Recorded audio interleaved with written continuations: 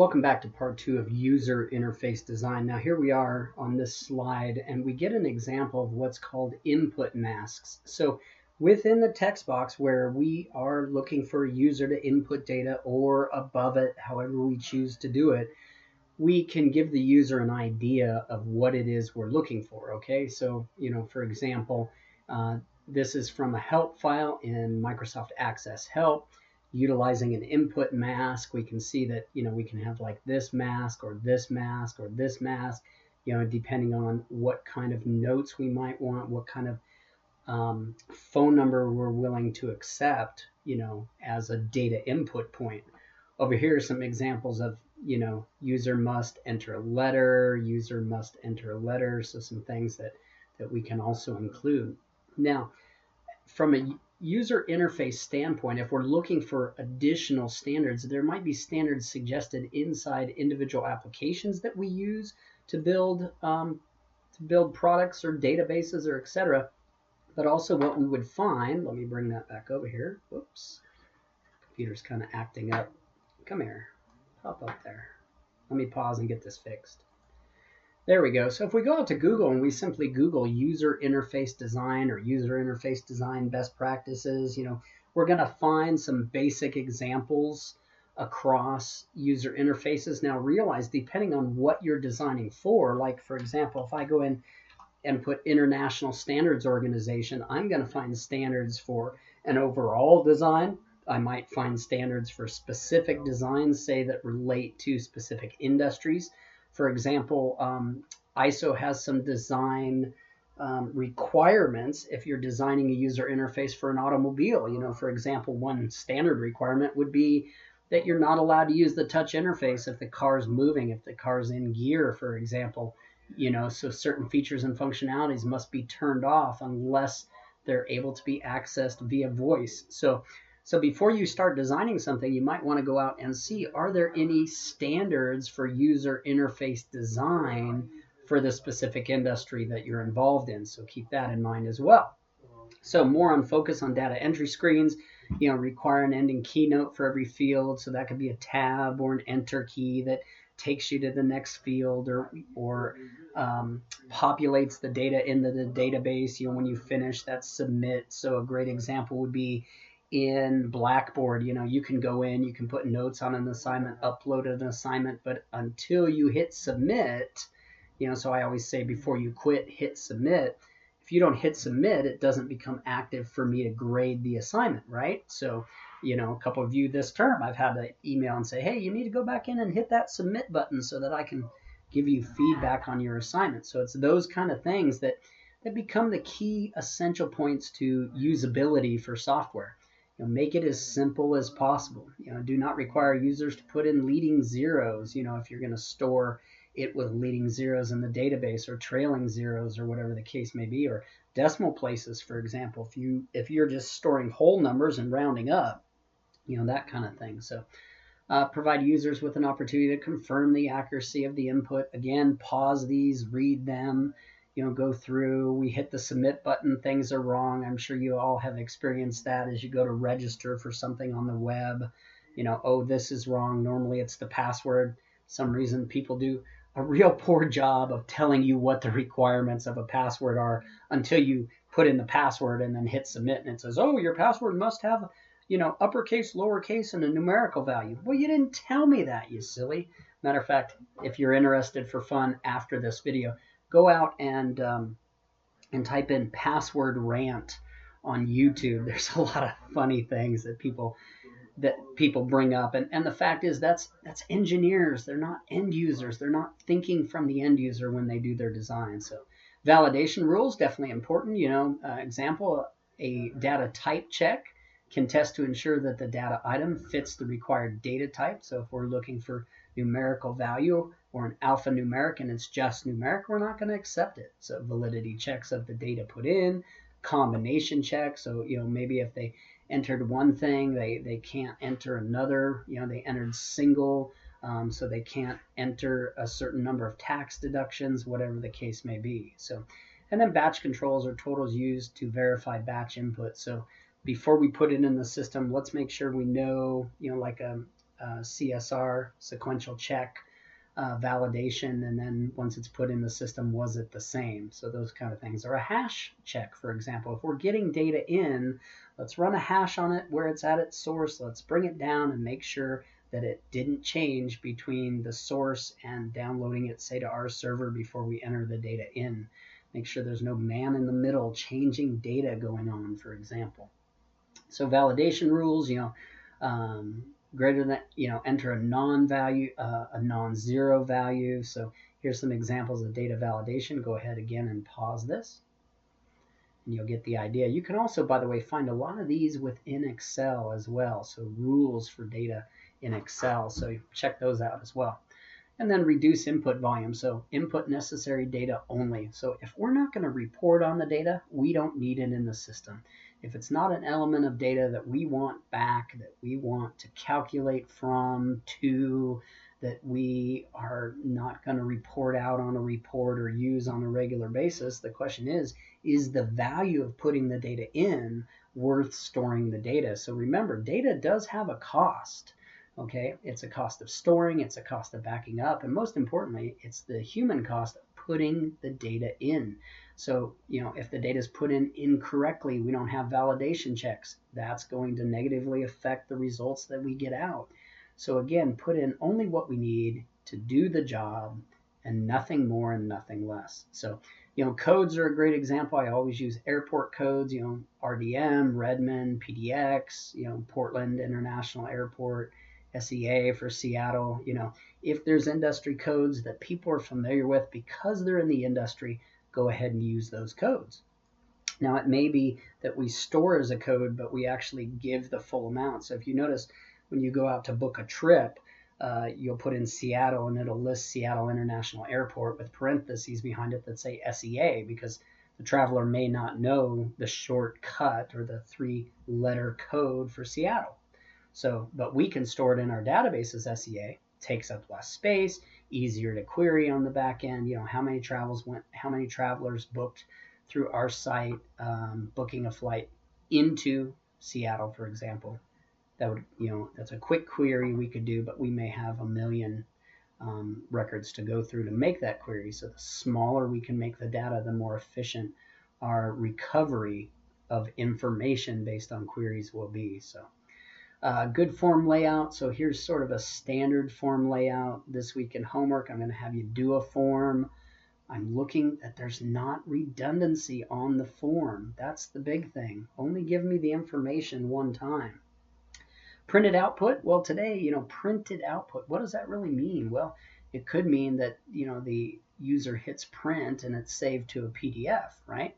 That they can then upload to a website or share via email, whatever the case may be. It may not be actual printed reams of paper. It may be run report and display on screen. Run report and send email with report attached in Excel. Run report as a CSV and send it over to, another department who then utilizes that weekly data for maybe scheduling production or something in their own unique system. So what specific information will be included? Will it be printed out, output, be designed for a specific device? Again, how are we printing it? Who, what, where, when, how, and why? That's the key. Also, security issues. I'm sure you've heard back in the day, hackers would start by dumpster diving, and see if they could find the paper where people wrote down their password, or could find printed data outputs that told us how the company was doing, what their profit loss were. We used to, believe it or not, we used to just throw data away and not shred it. I've gone as far as every piece of mail that comes into my house, credit card applications, stuff that's not just junk mail, but anything that I could reply to and get something by having my information, it simply goes through a shredder. Same thing here. It may be that there's information that we don't allow to have printed out in a report, but we only allow certain users to be able to display the report on their screen to get the information they need, so that it's not able to be propagated across the organization. We may even turn off the ability for screenshots to be done, that kind of thing. Remove any software that from the operating system that would be able to do a screenshot. The snipping tool, for example, which I've told you all is a great tool to use. So overview report design, give the user what they want. That's the big thing. Make sure it flows. Make sure the most important data that they're looking for is in the first few columns. Do they need subtotals? Do they need grand totals? Where is this information going to come from? Does it come from multiple sources? Is there a way, is there a report wizard where they can say, today give it to me on a weekly basis, but tomorrow give me the month-end totals or the hourly totals? You never know what it's going to be. So, keep in mind there's a lot of great reporting tools that work well with SQL databases or MySQL databases, open source tools that you can use. A lot of them are simplified for drag and drop. So, an example of Access where we have our tables and we just pull data elements we want onto a report. So some types of reports, detail reports, produces one or more lines, of output for each record process. So this might be a detail report for personal trainer, might be a report of each member who has registered for a yoga class, for example. Can be quite lengthy, yes. Better alternative might be an exception report. But in the case of personal trainer classes, give me the people who haven't registered for yoga. That would be a bigger report, right? But there might be, cases where exception reports are what we want. Here are the orders that are unable to be processed in the system because we don't have the quantities needed to fill and ship the order. So back orders, for example, versus give me all the orders and let me sort through to see which orders haven't been sent. And then, of course, summary reports. We see these a lot of times now. Summary reports are not printed, but they're displayed as charts and graphs. So we actually produce the report and then use a tool that will put a chart or a graph in front of the user that summarizes the information. So that could be a summary report for profit loss, summary of expenses. So a sub-summary report just for expenses, just for profit based on, say, the product or service that was sold to the customer. So in doing these, we definitely need user involvement. So report designs are key. And this comes back to, is it easy to read? Is it simple? Is it professional looking? Making sure data has headers, footers, so that if it is a printed page, and page numbers. So if it is a printed page and you have a printer like mine which throws stuff onto the floor, it's easy to put it back together in the order in which it was intended, right?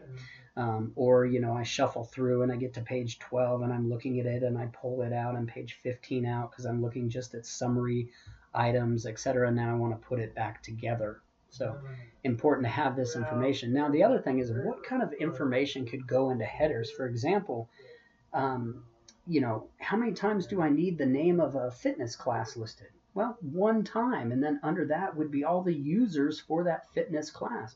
So I might just have a subheader that has the fitness class name, the trainer that's teaching it, the times it's being offered, the description of the class, maybe even a subtotal of how many people have registered for the class. That way I can read that subheading, get the information I want. Then if I want more detailed information, I could go down and see, oh, this user's in the class, this member's in this class, this number gold, this number silver, for example.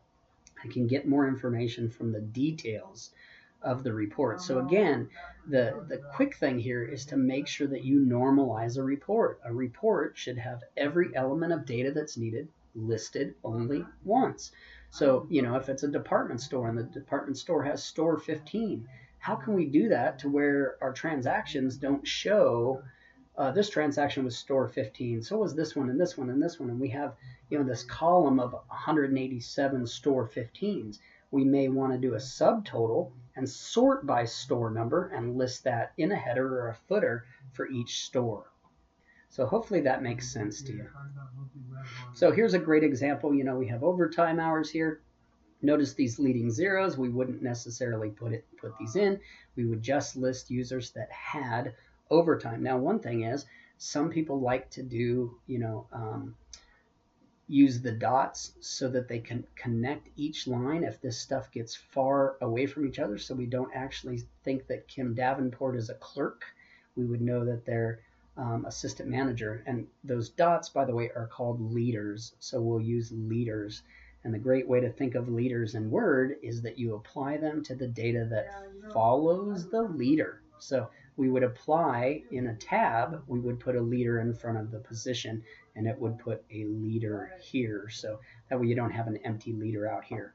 Other examples that we talked about, so redundancy, these store numbers. Well, we could certainly put a subheading with the store number, and then the rest of this information as needed. Okay.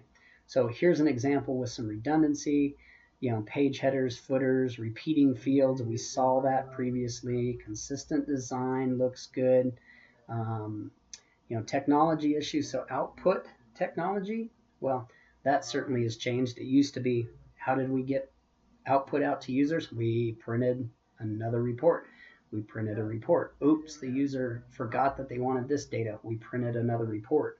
But today, the output can be just about anything. It can output to a form. It might even output, by the way, if we're doing an edit of a record, we would go pull the record back into our input form and then look at the data so that we could update the pertinent fields back into our database and just make a note in the log of what was changed in the customer record, what fields were changed, what their old value was, what their new value was, so that we have that audit trail to make sure people aren't messing with our data, for example. So reports, documents, one example is I helped a company who was outputting a CSV file. That was the only way to get the data out, but they needed this data each week to be processed through a pivot table to create some charts and graphs each week. And what we did is we created that in Excel. Each week that they run the report, they give it the exact report name and put it in the path where it needs to be. They open up Microsoft Excel and it creates brand new pivot tables and brand new charts and brand new graphs based on the latest CSV report that's run. It knows how to process the data. It knows how to take out leading zeros in the report, and they get good quality. Whereas before, what was happening with that is each week they would take the CSV, import it into Excel, create the pivot tables, create the charts. They would spend about 3.5 to 4 hours on this, and this is somebody making $30 an hour. So as you can see, by automating that process, now they just put the file in, open up Excel, there's their new charts, graphs, etc. That saves 3 hours a week. At $30 an hour, that's $90 a week. Do some math. That's big savings for just a little bit of effort put on the front end. So that's your job, is to create those time-saving opportunities. All of that stuff would go back into the return on investment that qualifies to do this project, for example.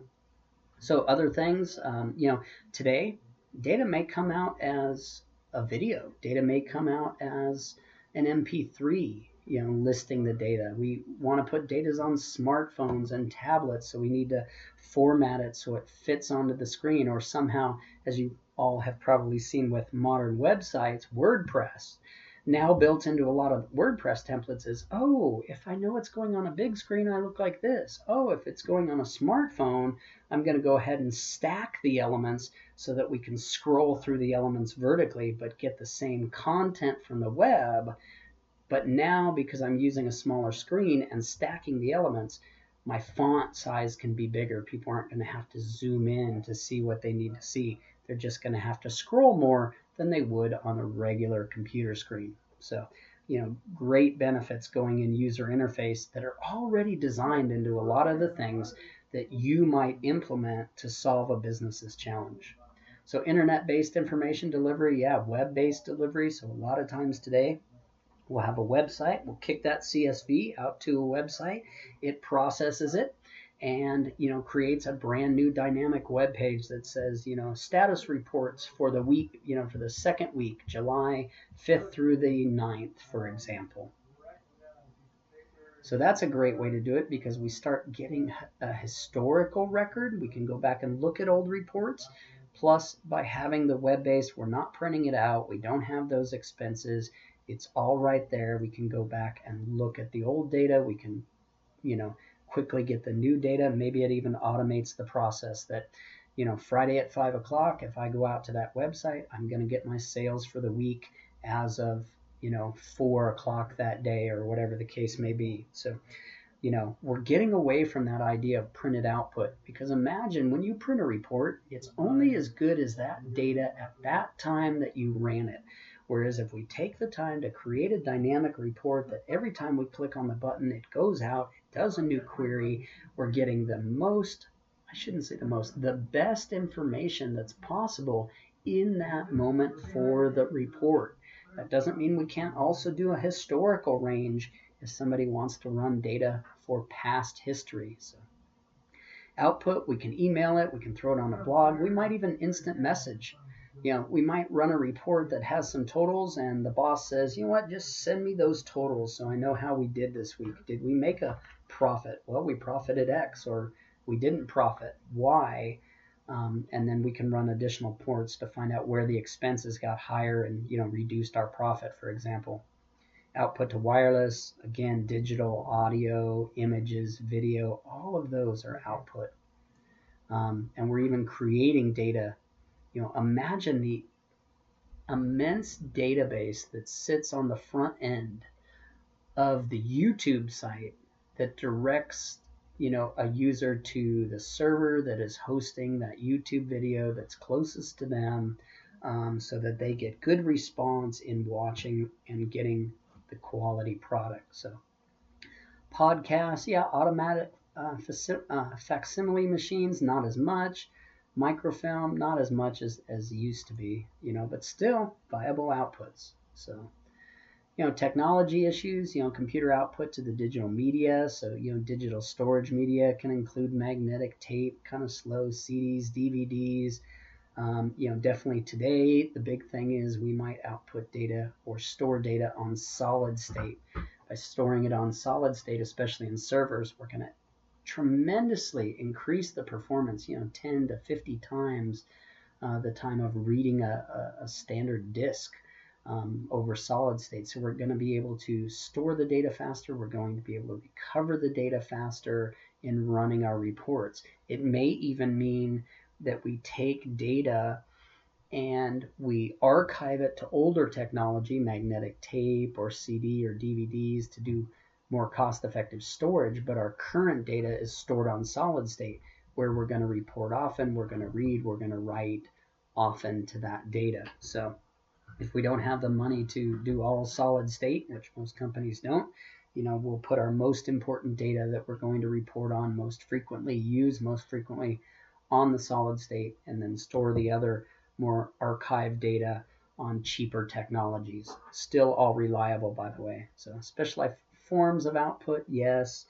We all know about ATM machines, that can process bank transactions, based on what we put in there. So I encourage you to go ahead and pause and review, these different input technologies, because they certainly have changed. We used to think about just the keyboard, maybe the mouse, but now, for an example, an input device right now for me is my microphone.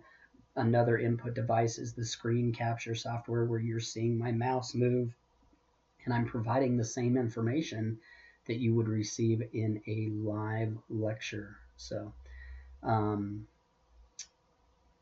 evolving technologies for input, yes, RFID, biological feedback, body motion detection. We're starting to see virtual reality. Imagine what kind of things we're going to be able to do with input and output with virtual reality. The smartphones now are coming with enough processing power to help with virtual reality. So input technology, definitely batch input. We can get input from other sources, other databases, other online things. So a new customer enters data into the web-based application, and that's forwarded on to our behind the scenes or back-end database so that we can start processing. It then goes to our transaction, through our transaction processing system, and then out to, say, complete the order, print shipping information, pull the order from the shelves. Maybe we do that robotically. Maybe we have human beings that run around, grab the order, stick it in a box, whatever the case may be. High dollar items where RFID tags are viable. We might, slap an RFID tag on the object that we're shipping if it's high dollar, so we can track each and every package, as it goes through transport. Make sure things don't disappear. Know exactly where it is. Be able to tell the customer your package is here, your package got there, etc. Today, most of the time, we're just doing that with simple barcoding. You see the UPS come around, they leave a package on the door, they just scan the barcode on the package, boom, it lets you know it's been delivered, and it's sitting there waiting for when you get home to unpackage it and see what latest electronic toy you've purchased. So data automation, fast, accurate, yes. Look at the amazing information that we can give a customers just in things like, where your package is, when it should arrive, now it's arrived, you name it. Pretty amazing stuff.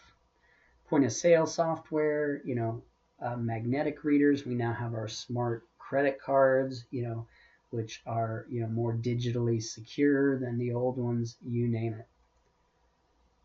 Input technology, retail stores, portable barcode scanners. We've seen these forever. Log new shipments, update inventory.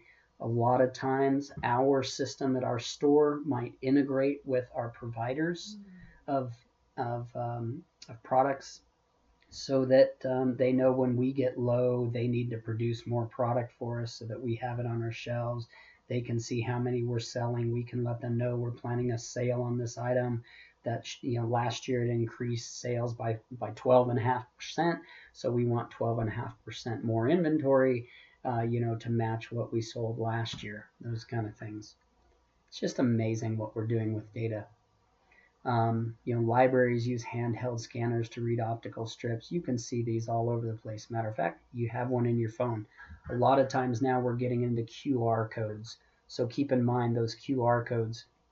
A fun example of a QR code is Epic Aircraft produced their sales model for an airplane that they take to air shows. Put a giant QR code on the underbelly of the wing. As the plane flies over, you can take a picture of the QR code with a QR code reader, and supposedly, I haven't done it myself, supposedly it'll bring up this sales information, take you to the website, tell you about the airplane, give you demonstration videos to walk through, even go ahead and book a demo flight. So amazing stuff. You don't have to even go to the manufacturer's booth to create a demo flight or get information on the product. It just needs to fly overhead. And what better place for marketing than to have it fly around? We see this at the beach, right, with the airplane with the banner behind it. Still a great way to get information out. So use specific procedures to ensure that the output is delivered to authorized recipients only. Security is a big deal now. We're starting to see a lot of security breaches. What I would suggest is go out to Google and do top 20 security breaches of 2015. It might surprise you what kind of things are on there. Even Donald Trump's hotel chain actually had a security breach that allowed thousands of people who stayed at their hotel for their information to be vulnerable out to whoever the hackers were. So input security, again, input must be correct, it must be complete, it must be secure. What information do we need to encrypt? So it may be we don't encrypt the entire customer record, but if we keep their credit card, that needs to be encrypted. We may, depending on state and federal laws, need to encrypt their date of birth, need to encrypt the information that if a hacker got into our system, would allow them enough information to create identity fraud for one of our customers. And by the way, there are state and federal regulations that say if you incur your data is stolen, you have to notify your customers. And in the state of Oregon, failure to notify your customers could result in upwards of $1,000 per record, that's per customer, that you did not notify. So keep that in mind. A lot of great stuff that we have to figure out as we design these wonderful systems to help companies achieve better results. So modular design, create individual components called modules that connect to higher level products. So again, we might have a design that can be reused, that idea of object modeling, right? Creating and instantiating an object. object reuse. We might bring that into the design. We might have a form that we're able to dynamically, depending on which form they want to fill out. We know that these are common things across the forms. We only have one object that looks like that, and we instantly instantiate that object based on what information the user needs to put into the system. We, of course, would prototype all this, and a lot of times today that prototyping can generate the pseudocode that is needed to create the final product. So where do we go from here? Well, back and forth, planning, analysis, design, planning, analysis, design. We finish that up. Again, the design, we go back and say, is this design going to work? No, we need to do this or that. We analyze it, we plan it. We bring it back and forth through this process right here many times. We finally end up with a finalized beta, okay, or system prototype. And once that system prototype is approved, we implement the system and we're off and running. So trade-offs, input must be correct. We've already talked about that. Developers can create accurate specifications from finished systems based on the prototype. So again, if we've storyboarded a user interface, developers know this is what it should look like. Instead of them having to figure out what it should look like or over-engineer something, we've given them a graphical design. So definitely some things to look at. At the beginning of the course, we talked about rapid application development and all those, fast developments. This is where we have to be very careful to make sure we don't go too quick and create a poor quality product just because we're trying to beat our record or beat the deadline of the project. It could be we need to spend a few more days and make sure that we're giving end users and giving staff the information and the design that's inviting for them to read and especially inviting for them to use, easy to learn, so that we can create environments where people feel confident getting in, using the system. They're confident they're going to get the data out and they're going to get what they expect out of our system. So that brings us to the summary. You can go ahead and pause each of these. And that's the end. Take care.